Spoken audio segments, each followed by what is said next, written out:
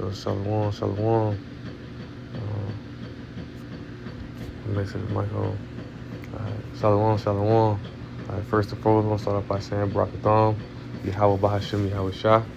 I want to give all honor and glory to Yahweh Bahashem, Yahweh Shah, Bahashem, Kakadash. Double honor to the apostles and elders of Great Millstone. And shout out to the hopefully elect, starting with the 145,000. Shalom.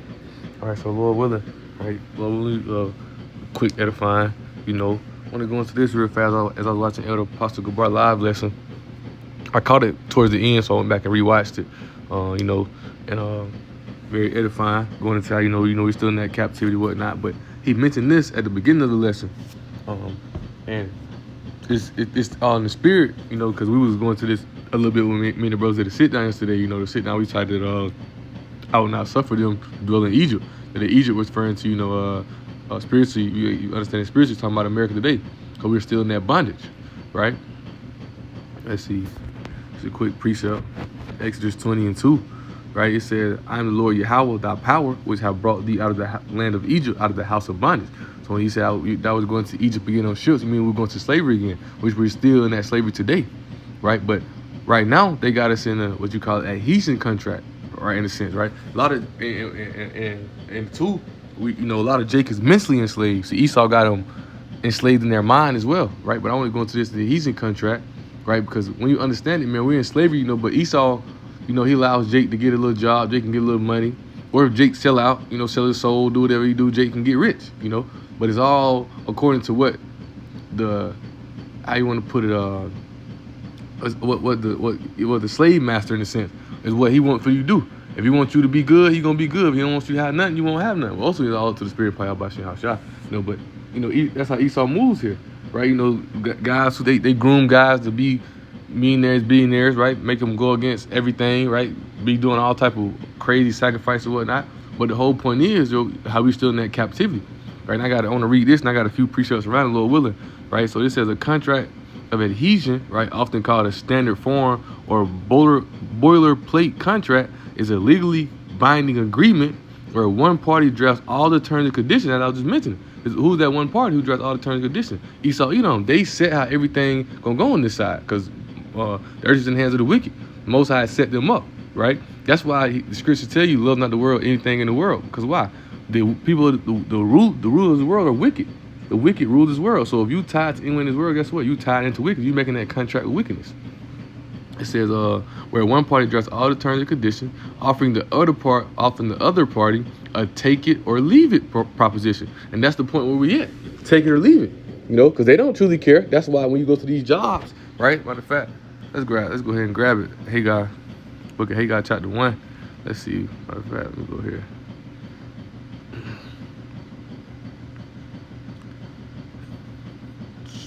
Bear with me. Book of Haggai chapter 1. Right around about verse 6, right? It says, let me see.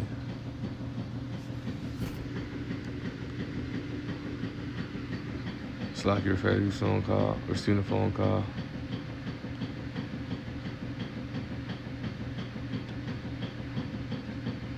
But Haggai chapter 1, verse 6 says, "Ye have sown much and bring in little." Right? Why? Right? Because you go to work, you slave for hours and hours and hours, right? And guess what? You making this. Once again, we speaking this at accountability yesterday as well. But you bring this company's making millions and billions of dollars. They only giving you $15 an hour. You only bringing on, out of 80 weeks of work, you only bringing on $1,000, right? Then they taking 40%. They taking taxes off that, right? Then you got to go out and buy all their stuff, buy all their, and they taxing you on that as well. Right? He says, you have sown much and bring in little. You eat, but you have not enough. You drink, but you are not filled with drink. Ye clothe you, but there is none warm. He that earneth wages to put it in the bag with holes. Because as soon as you get this money, as soon as you get, you then are giving it all back. Right? Because why? We're still in that captivity. We're still in that slavery. You're still in this adhesion contract. Right? They gave you a little bit of liberty. Right? Now you're thinking that you good. But in reality, guess what? First of all, we're still under the curses. That's the main thing I understand. That's why we in this captivity. We soon to be delivered out of, but we're still in captivity, man. A lot of Jake think they free. Oh, I can go ahead and do whatever I want to do when I want. Yeah, those Jake who got rich, look at the contrast. Look at the look at the contrast. Look at the lifestyle they live in a wicked lifestyle to obtain whatever they got, to obtain whatever they have. You know, reading right here in the NLT, Hagar 1:6 says, you have planted much, but harvest little.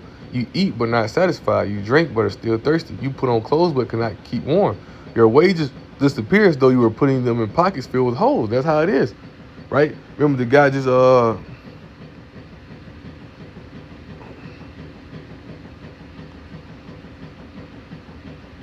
but that's how it is, Slakia, right? Other phone, let me lock it, keep going off, right? Do not disturb, don't work at all, right? It's like I'm reading a lot of part again. It says, your wages disappear as though you were putting them in pockets filled with holes. That's what it is, right? As I just mentioned, right? You know, as soon as you get this money, it's gone, right? As soon as you get this money, it's gone. As soon as you get paid, everything is gone. You got to pay rent. We barely surviving here. We barely surviving here, right? Oh, I forgot what I was going to say. But let's go back to this adhesion contract, right? It says, offering the other party a take it or leave it proposition, the adhering party has virtually no opportunity to negotiate and must accept or reject the contract as whole, right? So this and this is what we do. We accept it to a certain extent, and even as El Apostle Romla, as like El Apostle speaking on, we accept it to a certain extent, right? We don't, let me see, let me go to it. Acts, I want to say it's 7:31, right? No, Acts 31:7 might be. Hold on.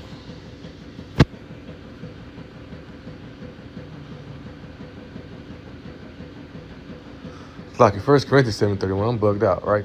So this 1 Corinthians 7:31,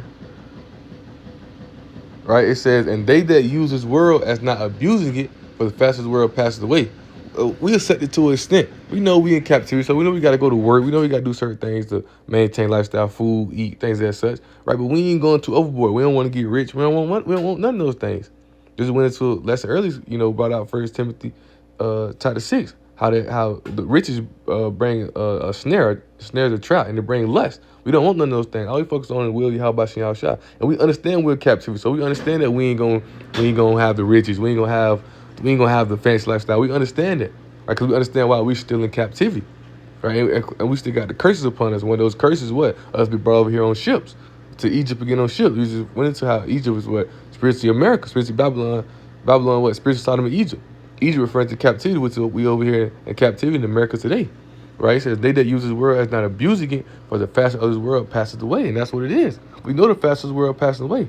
Right? So we don't take too, we do what we got to do to get by, but we're not in too deep. Because why? We know, for one, we're in captivity. For two, we ain't meant to have no good life here. Right? 1 Corinthians 7:31, NLT says, those who use the things of the world should not become attached to them. That's what it is. If the job get in the way, or if the job get to where you have to separate from it because it's destroying you. I'm gonna put it like this: anything that's trying to distract us or pull us away from the spirit and power of Shem Shah, we step away from it. And the main thing is what? Coming into that MOTB. See, a lot of Jake, they're so mentally enslaved when they draw the MOTB, right? It's gonna be a take it or leave it. You either gonna take this trip or you're gonna be left behind, right? Here's how today, you either gonna work this job or you ain't gonna have no money. You either gonna do this or you ain't gonna, right? A lot of Jake gonna take it. Well, we leave it. It's certain things that we don't. It's certain bounds that we're not crossing. It's bounds that we're not crossing.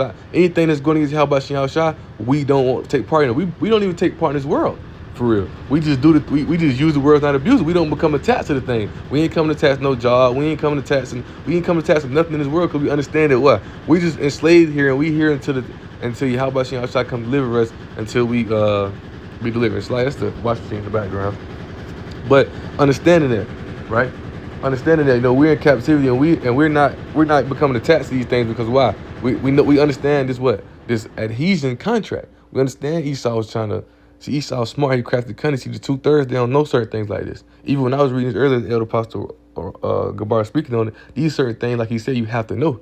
Studies should also approve. Also, 1 Corinthians 2:11, right? 2 Corinthians 2:11, I meant to say, right? We're not ignorant of Satan's devices. This is one is a heathen contract. This is how he got us still in captivity, going to the taxes, right? Going to all these certain things, right? All the papers you got, all these things, man, right? It says that adhering party has virtually no opportunity to negotiate and must accept or reject the contract as a whole. And that's what we're in, man. We in this adhesion contract. We still in captivity. It's adhesion contract, man. There's no ways you can. There's no way. There's nowhere around it. There's nowhere around it, man. Right? It's another piece I wanted to grab. Let's see. I was thinking about that tripping. All right, but it's another one I wanted to grab. Let's see, bear with me.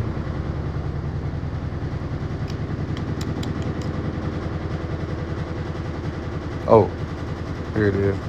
Proverbs 22:7. It says, "The rich ruleth over the poor, and the borrower is a servant to the lender." Who's that rich? Esau, Edom, these top banking families, right? And who's that poor?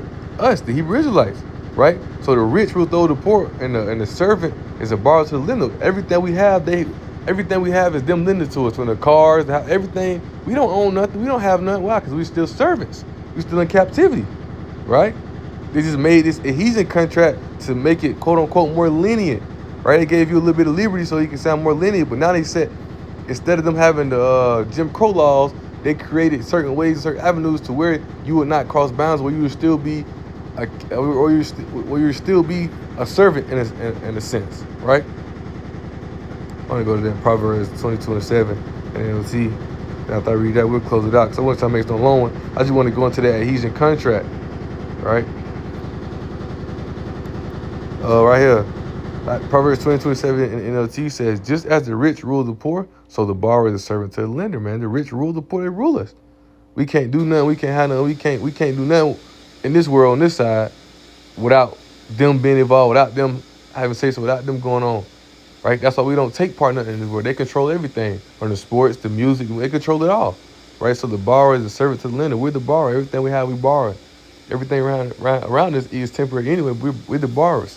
Right, we're servant to who? The lender, Esau, Edom, because while we still in that captivity, right? So I just want to ask. I know they're probably gonna say no, but I'm gonna say, isn't this just a different form of enslavement? See what it says.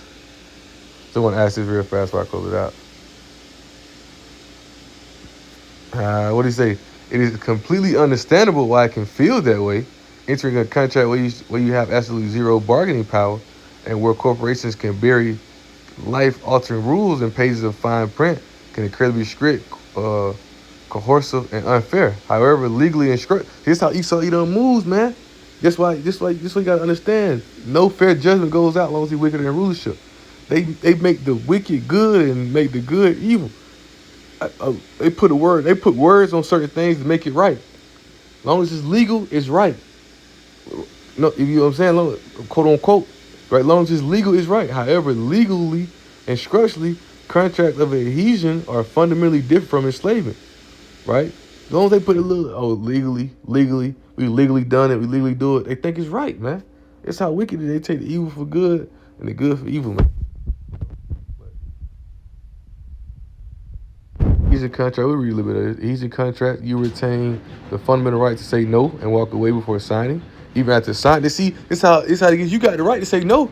Well, hell, we got the right to say no. We gonna damn be on the side of the street in the box. We don't care, but come on, man. Esau is crafty, cunning, man. You gotta peep his ways, right? Even after signing, most consumer adhesion contracts allow you to cancel the service, close the account, or terminate the agreement. Though sometimes with the financial penalties, always something behind it.